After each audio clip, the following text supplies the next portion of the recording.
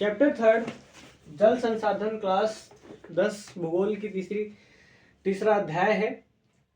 इस साल आरबीएससी 2024 और 25 के अंदर ये 3 नंबर का चैप्टर है और 3 नंबर में से एक ही क्वेश्चन पूछा जाएगा और लॉन्ग टाइप का पूछा जाएगा इसके ब्लूप्रिंट के अकॉर्डिंग, मतलब कि कुल मिला के बड़ा क्वेश्चन पूछा जाएगा। ठीक है, ये हमारे इस चैप्टर की क्लास सेकंड है। क्लास फर्स्ट के अंदर अपन ने इंट्रोडक्शन पढ़ लिया है, ये क्लास सेकंड है। क्लास फर्स्ट में इंट्रोडक्शन नहीं पढ़ा, जल प्रदूषण के कारण निवारण पढ़े, अपनी पृथ्वी पे जल कितना किस प्रकार वितरित है उसको देखा अपन ने कि भाई 70% जल है, 30% धरती है, पीने योग्य बहुत कम है और जो कम जल है उसका भी सही तरीके से उपयोग नहीं किया जा रहा है।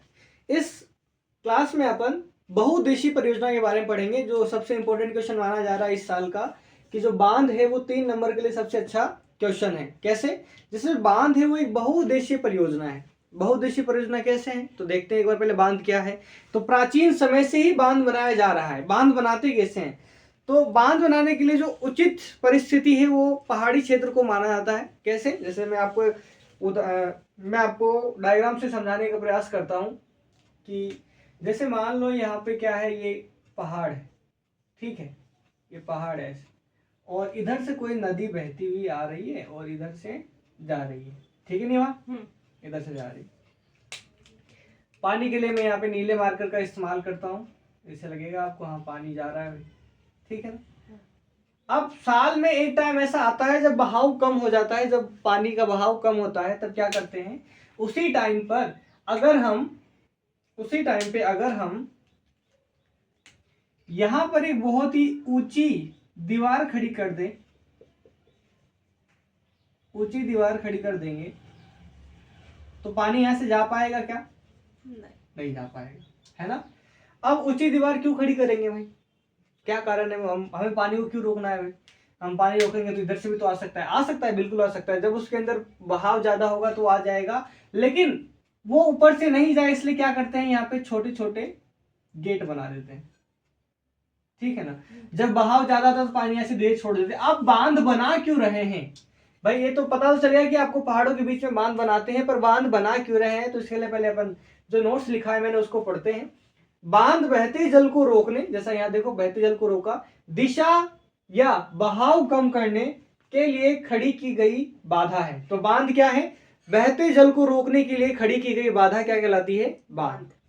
रिपीट करो, बहते जल को रोकने तथा उसकी दिशा को परिवर्तित करने के लिए खड़ी की गई बाधा क्या कहलाती है? बांध। ये जो बांध बनाया जाता है आमतौर पर जलाशय, झील अथवा जल भरण या नदी के ऊपर बनाया जाता है, ठीक है ना। बांध का जो वर्गीकरण है, मतलब बांध के जो प्रकार है वो किस प्रकार से, तो बांध का वर्गीकरण उनकी संरचना मतलब वो कैसे दिखता है, ठीक है ना, उनकी संरचना और उसके उद्देश्य के अनुसार किया जाता है कि भाई किस प्रकार का बांध है, ये बड़ा है, छोटा है, मीडियम साइज का है, या इससे ये सारे काम हो रहे हैं, इसके उद्देश्य क्या क्या है, समझ में आ रहा है? तो संरचना के आधार पर देखो, संरचना के आधार पर दिया गया है कि उसमें प्रयुक्त पदार्थों के आधार पर, कि मतलब वो जो बांध बनाया है आपने, ठीक है, उसमें कौन कौन से पदार्थ आपने लगाया है। क्या वो बांध लकड़ी का है तो उसे लकड़ी के बांध के रूप में जाना जाएगा। क्या वो तटबंध बांध है, मतलब कि भाई उसके तटों से बांधा गया है, ठीक है ना, तटों को रोका गया है, या फिर वो पक्का बांध है। पक्का बांध मतलब जो चूना पत्थर जिसे सीमेंट कहते हैं, अगर सीमेंट का बना हुआ बांध है तो उसे क्या बोलेंगे? पक्का बांध, ठीक है ना, मजबूत बांध। जो आज के समय में, आधुनिक समय में सारे जो बांध बनते हैं वो कैसा बनते हैं? पक्के बांध ही बनते हैं। जो दूसरा पॉइंट है वो ऊंचाई के आधार पर, ऊंचाई के अनुसार बांधों को बड़े बांध, ठीक है ना, बड़े बांध, ठीक है ना, ऊंचे वाले, ऊंचाई के आधार, मुख्य बांध जो उस क्षेत्र के लिए मुख्य है, जरूरी है, या नीचे बांध मतलब कि छोटे बांध या उच्च, या फिर ऊंचाई के आधार। देखो बड़े का मतलब ये लंबाई वाला था और ऊंचे का मतलब ऊंचाई वाला था। तो भारत का सबसे ऊंचा बांध कौन सा है? टिहरी बांध। कौन सा है? टिहरी बांध, ठीक है। और सबसे लंबा बांध कौन सा है? तो हीराकुंड बांध। कौन सा? हीराकुंड बांध, ठीक। ये क्वेश्चन पूछ सकता है, पूछता तो एमसीक्यूज के अंदर पूछता है, लेकिन एमसीक्यूज तो है ही नहीं यहाँ पे, ठीक है ना। तो लॉन्ग टाइप है तो अपन लॉन्ग टाइप के हिसाब से पढ़ रहे हैं। अब बांध को, अगर बांध का वर्गीकरण उद्देश्य के हिसाब से देखें तो उद्देश्य के हिसाब से बांध से क्या क्या होता है भाई? इस बांध को जो ने बनाया, यहाँ आसपास के जो खेत है वहां पानी पहुंचा सकता हूँ, सिंचाई के लिए पहुंचा सकता हूँ ना। अब बहुत सारा पानी है तो थोड़ा थोड़ा पानी देंगे तो सबका सिंचाई हो जाएगा। पीने के लिए पानी भी दे सकता हूँ, ठीक है ना। देखो लिख रखा है मैंने। खेतों में सिंचाई, विद्युत उत्पादन, घरेलू और औद्योगिक उपयोग, जल आपूर्ति, बाढ़ नियंत्रण, मनोरंजन, आंतरिक नौचालन और मछली पालन। देखो इतने सारे काम हो सकते हैं। यहाँ से मैं आसपास के इलाके में, जो आसपास के जो एरिया है वहां पे मैं सिंचाई के लिए पानी दे सकता हूँ। जब पानी का बहाव ज्यादा होता होगा तो भाई नदी से बाहर पानी आ जाती होगी, तो उससे क्या हो जाता होगा, बाढ़ की समस्या होती होगी, तो बाढ़ की समस्या भी यहाँ खत्म हो गई। इससे टरबाइन चलाने के कारण यहाँ विद्युत का उत्पादन भी हो जाता है। ठीक है, पानी को रोकने के कारण यहाँ पे मछली पालन भी हो जाती है। समझ में आ रहा है?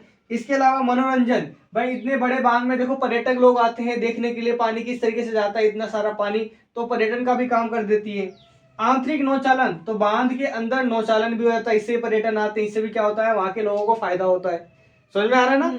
अब देखो एक बांध से इतनी सारी उद्देश्य पूरे हो रहे हैं, नहीं हो रहे?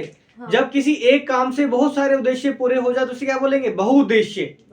क्या बोलेंगे? बहुउद्देश्य। बहु मतलब कि बहुत सारे, उद्देश्य मतलब कि उद्देश्य। ठीक है ना? एक काम से अगर बहुत सारे उद्देश्य पूरे हो रहे हैं मतलब उसको क्या बोलेंगे, बहुउद्देशीय परियोजना। तो बांध क्या हो गया, एक बहुउद्देशीय। क्यों? क्योंकि इससे बहुत सारे उद्देश्य की क्या हो रही है, पूर्ति हो रही है।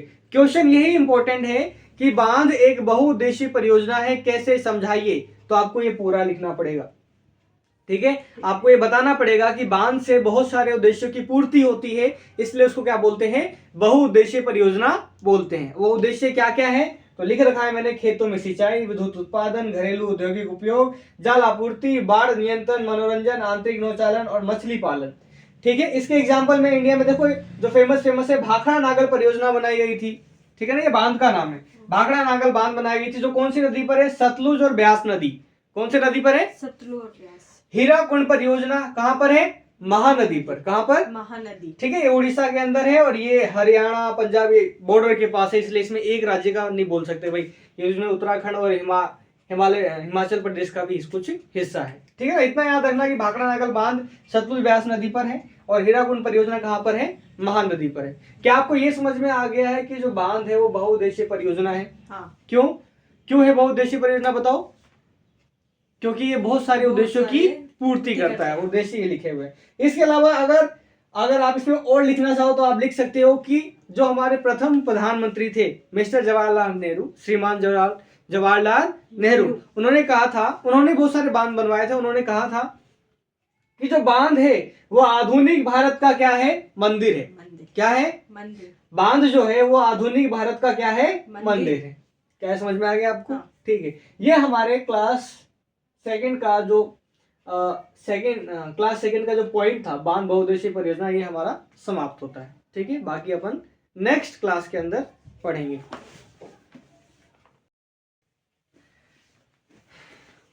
ऐसे ये इंपॉर्टेंट तो नहीं है, लेकिन फिर भी नोट के तौर पे आपकी बुक में दे रखा है, इसलिए मैं समझा देता हूँ कि प्राचीन समय से ही बांधों के कुछ जो बांध जो मिले हैं उनके एग्जाम्पल दे रखे हैं, कुछ तथ्य मिले हैं। ठीक है, जैसे कि ईसा से एक शताब्दी पहले इलाहाबाद में सिंगवेरा एक जगह का नाम है, में गंगा नदी से बचने के लिए, ठीक है ना, गंगा नदी के बहाव से बचने के लिए एक जल संग्रहण बनाया गया था। ठीक है, मतलब कि जल को इकट्ठा करने का एक क्षेत्र बनाया गया था, कुल मिला के एक बड़ा सा झील या बड़ा तालाब मान सकते हो आप।